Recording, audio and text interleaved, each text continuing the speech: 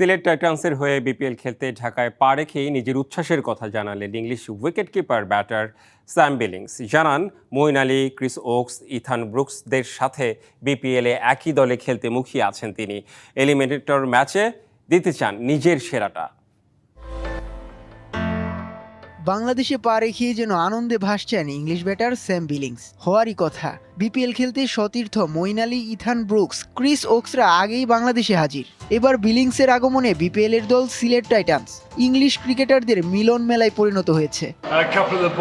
এটার জন্য আমি মুখিয়ে আছি। দলের কয়েকজন ছেলেকে আমি আগে থেকেই চিনি, মঈন, ওকস আর ইথানকেও, তাই সত্যিই খুব আগ্রহ নিয়ে অপেক্ষা করছি। আমাদের দল ভালো, আর অবশ্যই আগামীকালের ম্যাচের দিকেই তাকিয়ে আছি। বিপিএল এর প্লে অফ শুরুর আগে একের পর এক চমক নিয়ে হাজির হচ্ছে সিলেট টাইটান্স।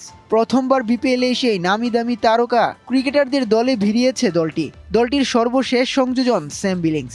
দলের জয়ের জন্য এই ব্যাটার দিতে চান নিজের সেরাটা। সব ভক্তদের উদ্দেশ্যে বলতে চাই, আপনাদের সমর্থনের জন্য আমি সত্যিই কৃতজ্ঞ।